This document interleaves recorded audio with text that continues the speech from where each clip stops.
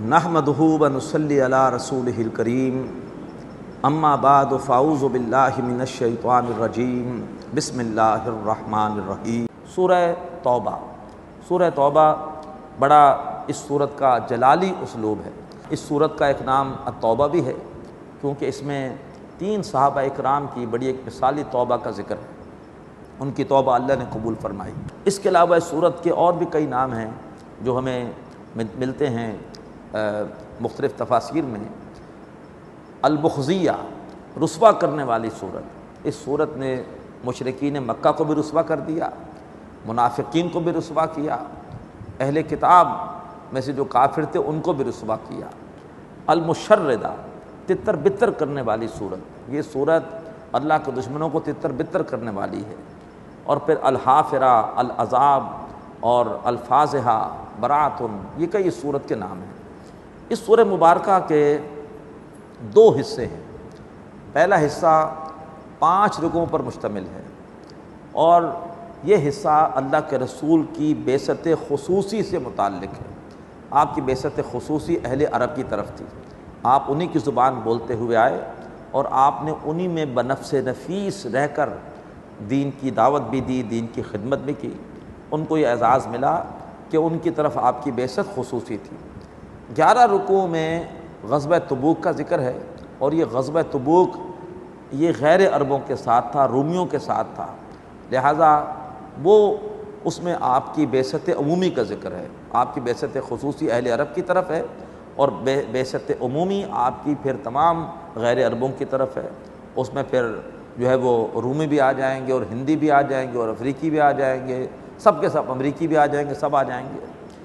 یہ جو پہلے 5 رکوع ہیں ان میں کچھ مضامین کی تقسیم ایسی ہے کہ اگر وہ ذہن میں نہ ہو تو ان 5 رکوعوں کو سمجھنا ذرا مشکل ہو جاتا ہے۔ ان میں 5 رکوعوں میں سے پہلا رکوع، چوتھا رکوع اور 5واں رکوع، یہ تینوں رکوع ایک ساتھ نازل ہو گئے سن 9 ہجری میں، اس وقت جب کہ اللہ کے رسول نے حج کے لیے قافلہ روانہ کیا۔ 8 ہجری میں مکہ فتح ہوا اور رمضان میں فتح ہوا۔ جو حج 8 ہجری میں ہوا وہ حج مشرکین کے انضامات کے تحت ہوا، آپ نے ان سے انضامات نہیں لیے، انضامات انہی کے ہاتھ میں تھے پورے حج کے۔ البتہ مسلمانوں نے مشرکین نے مل کر حج کیا، مسلمانوں نے اپنے طریقے پر، مشرکین نے اپنے طریقے پر۔ سن 9 ہجری میں آپ نے ایک تبدیلی کی اور آپ نے حج کے انضامات اپنے ہاتھ میں لے لیے، لیکن خود آپ حج کے لیے نہیں آئے، آپ تیاری کر رہے تھے۔ اس وقت غزوہ تبوک کے حوالے سے سفر کی اور وہاں سے بلکہ آپ کی واپسی ہوئی تھی تو تھکن کے آثار تھے۔ آپ نے ابوبکر صدیق رضی اللہ تعالیٰ عنہ کو امیر حج بنایا اور ان کی قیادت میں ایک جو ہے وہ مسلمانوں کی جماعت روانہ کی حج کے لیے، اور ابوبکر صدیق کی امارت میں وہ حج ادا ہوا۔ پھر سن 10 ہجری میں آپ خود حج کے لیے تشریف لائے اور وہی آپ کا حجۃ الوداع ہے۔ حج کی فرضیت کے بعد آپ کا پہلا اور آخری حج وہی ہے۔ سن 9 ہجری میں جو حج ہوا اس موقع پر اللہ تعالیٰ نے پہلا رکوع، چوتھا رکوع، 5واں رکوع نازل کیا۔ جو دوسرا اور تیسرا رکوع ہے یہ سن 8 ہجری میں نازل ہوا، فتح مکہ کے لیے روانگی سے بالکل پہلے۔ یہ تقسیم اگر آپ کے سامنے ہوگی تو انشاءاللہ یہ 5 رکوع ہمیں بہت ہی آسانی سے سمجھ میں آئیں گے۔ اب پہلا رکوع جو کہ نازل ہوا ہے سن 9 ہجری میں حج کے موقع پر، تفصیل اس کی یہ ہے کہ ابوبکر صدیق رضی اللہ تعالیٰ عنہ حج کا قافلہ لے کر مدینہ سے نکل گئے۔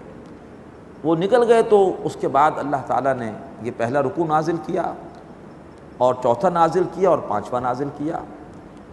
پہلے رکوع میں ایک ایسا اہم اعلان تھا جو کہ سنانا مقصود تھا عرفات کے میدان میں۔ تو پھر اللہ کے رسول نے حضرت علی رضی اللہ تعالیٰ عنہ کو بھیجا کہ آپ جائیے اور جا کر میری طرف سے پہلی 6 آیتیں عرفات کے میدان میں تمام لوگوں کو سنا دیجیے۔ عرب کا دستور تھا کوئی اہم اعلان یا تو سردار خود کرتا تھا یا سردار کا قریبی عزیز کرتا تھا۔ تو آپ نے حضرت علی کو اپنے قریبی عزیز، اپنے چچا بھائی، اور مواخات کے دوران بھی حضرت علی ہی آپ کے بھائی تھے، آپ نے ان کو بھیجا کہ وہ جا کر یہ اعلان کریں۔